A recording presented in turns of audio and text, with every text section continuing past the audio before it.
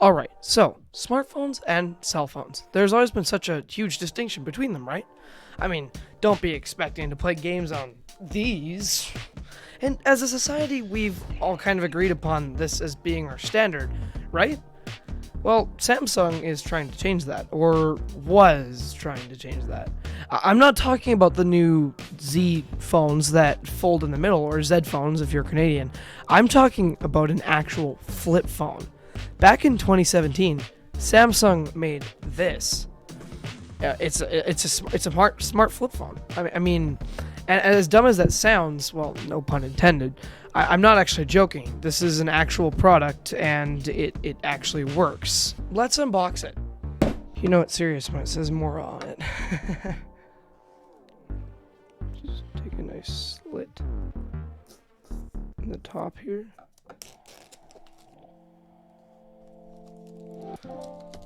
The package has been a little roughed up because of the shipping, but other than that, it looks absolutely fine.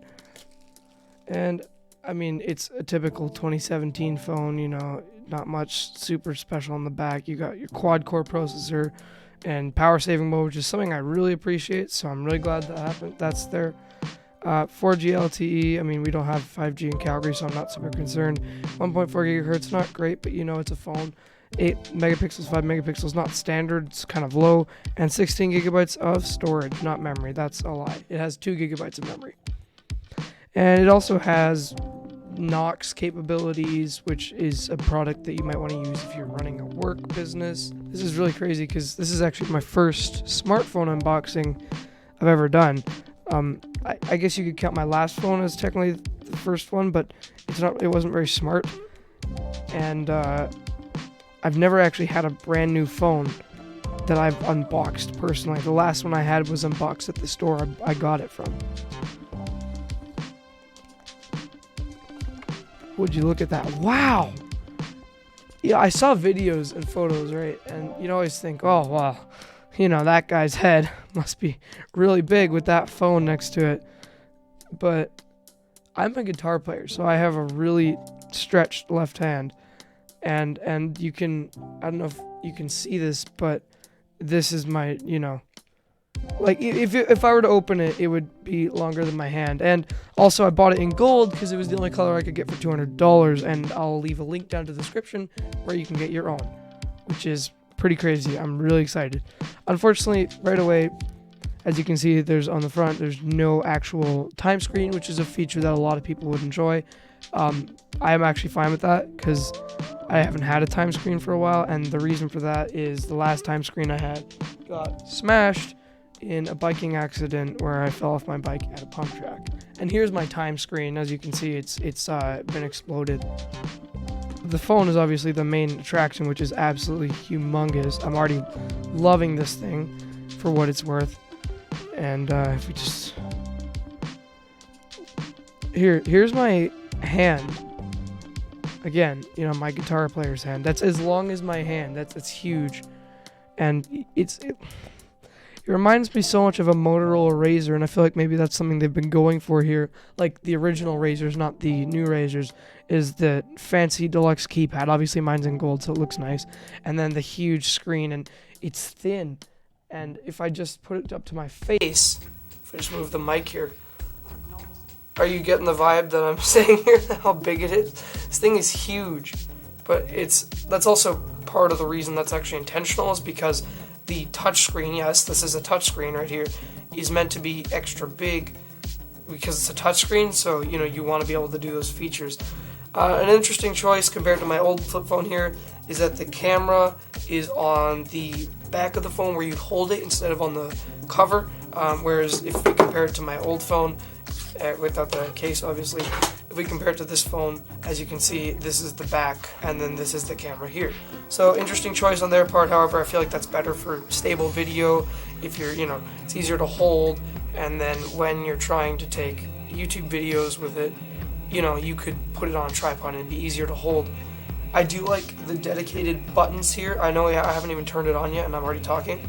I do like the dedicated buttons here for your different applications. The keypad feels amazing. This is a huge step up from that over there. I love this thing, and it's huge. And when I show up to school tomorrow, this is going to be amazing. because I've been hyping this up for about a month now. This is obviously the main attraction, and it has a lot of great features, but we have other things too, because this is Samsung, so they include all kinds of goodies in your box. So let's just get to some of the other attractions here too that we have in our handy dandy little box here. So we have a guarantee item,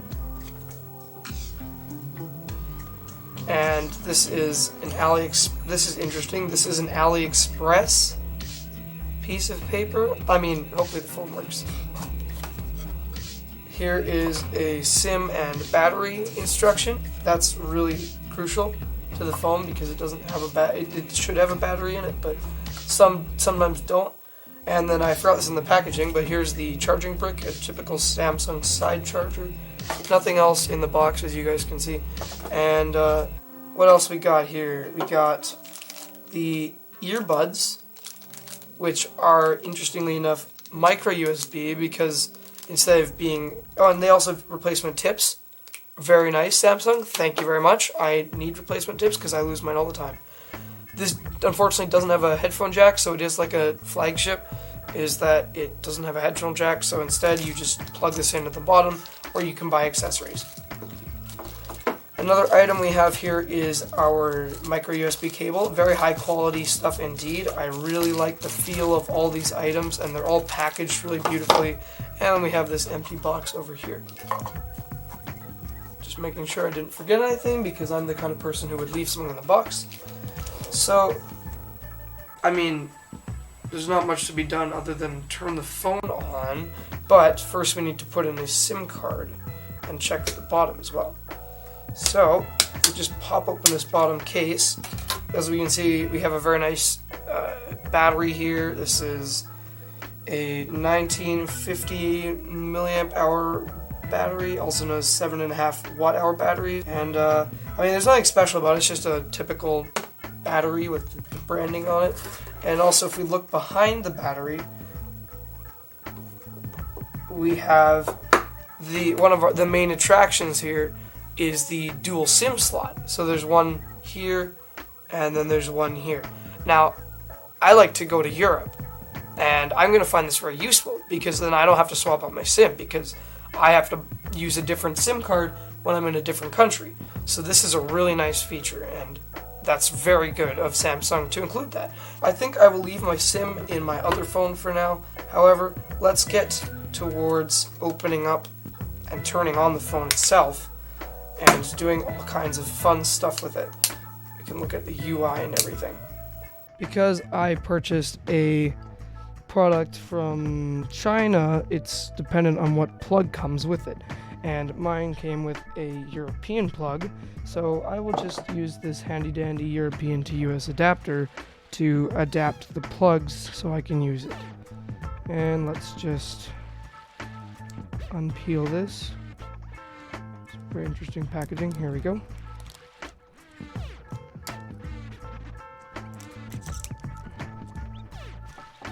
Unpeel that. And just connect our charger up to the adapter and use our new micro USB cable.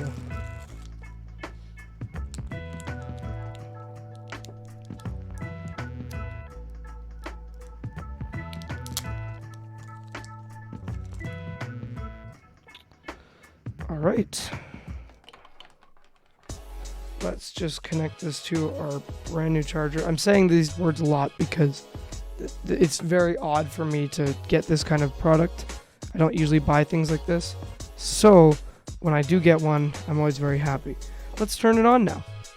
These contacts here, and it says this in here, what you're supposed to do is remove the battery and take the tape off. And there you go, we already have a charging indicator. Let's power it on.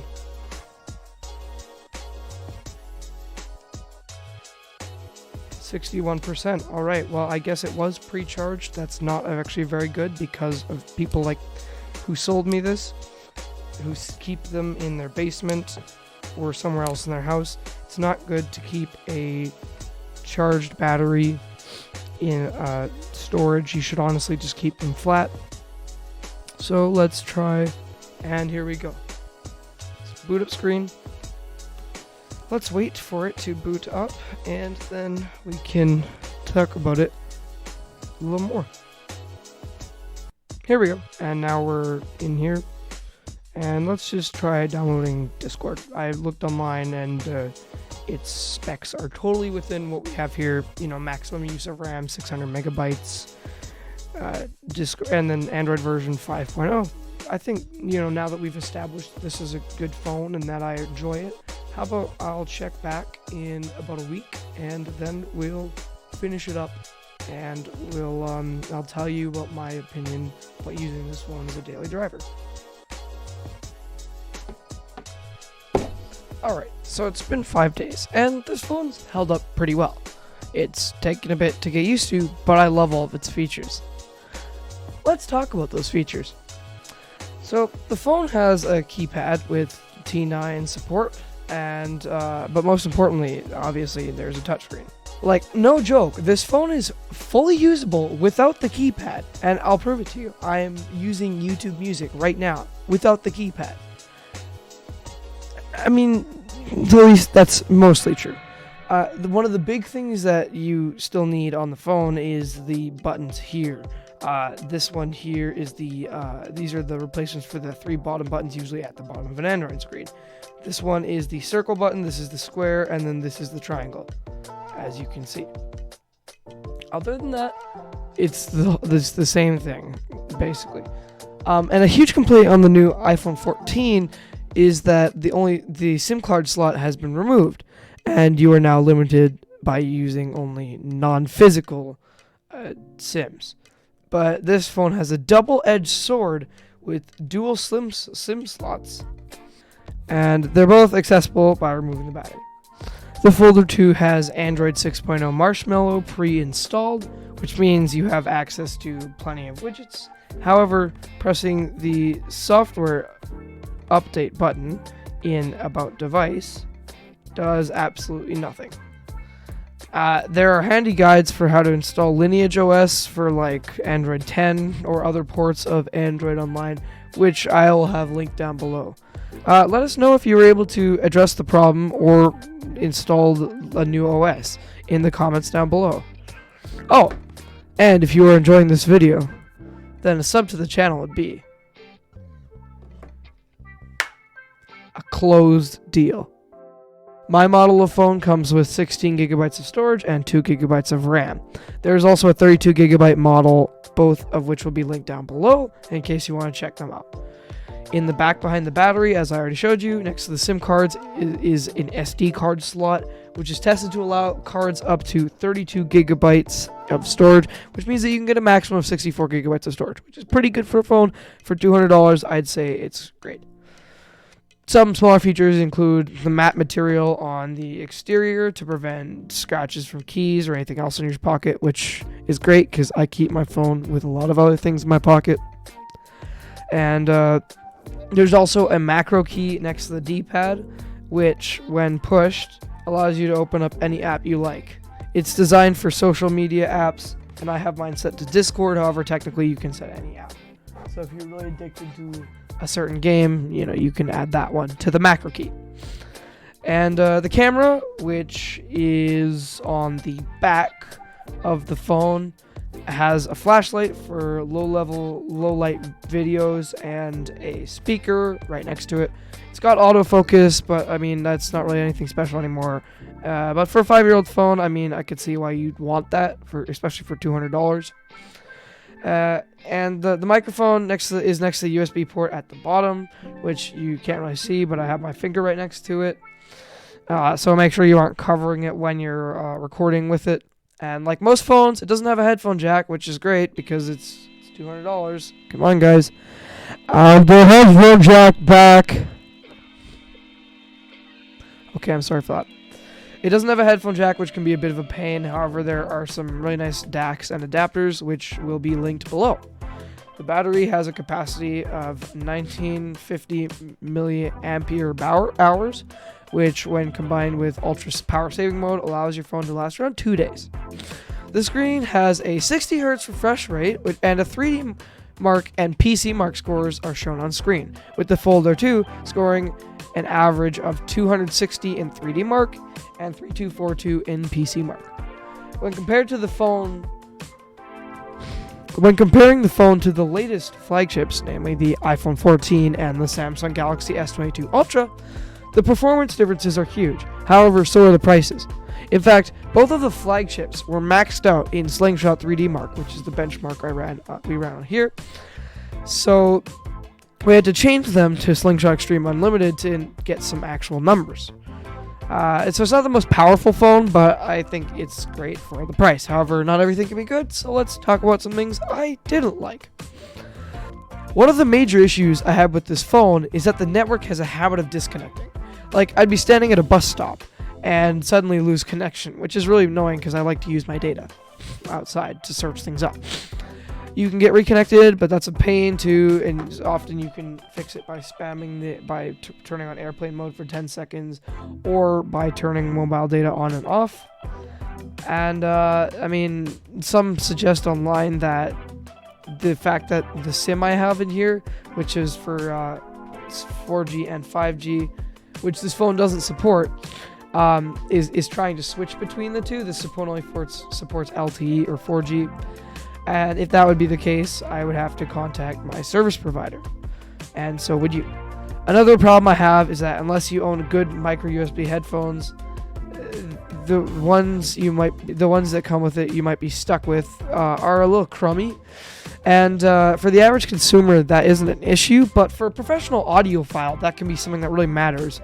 If that is something you are concerned about, there will be a link down below for an adapter, and let us know if that is something you care about. Would you pay extra money for a headphone jack? Because I know my last phone had one, and it was definitely cheaper than this one. The headphones included can sound a little bit tinny, which is why I was talking about crummy earlier, meaning that they're a little enclosed and that the drums can sound a little exaggerated and like a little tinny. So it sounds like you're talking through a tin can. So don't expect anything good for them. And also, this is what the selfie camera looks like. This is what the rear camera looks like. Okay. Along with the microphone quality. I mean, hey, it's pretty good. So, what's my conclusion? Well, should you buy it? Well, this might surprise you, but I argue, no, you really shouldn't. It's not a great phone for the cost. I mean, it's great, but like, it's not a huge screen, and for the same amount of money, you can actually get something cheaper. I recommend the Moto G Play. It's a brand new phone, better camera, and it's basically the same price. It also has a bigger battery and a larger touchscreen, as I had already mentioned, and about 8 times better performance in 3D Mark, and about 2.5 times performance in PC Mark. Gotta say though, this phone is a really cool gadget and a real nostalgia throwback. Seems like something that Gen X adults might enjoy. Or maybe you should just save your money for the iPhone 15. Seems like Apple's holding all the really good stuff for its release. To check out... Oh wait, that's right. Normally I'd point you to another video, but this is my first video on the channel. My name is Carson. Make sure to smash that like button and hit that subscribe button with post notifications. And I'll catch you in the next one. I think this might be my new main camera.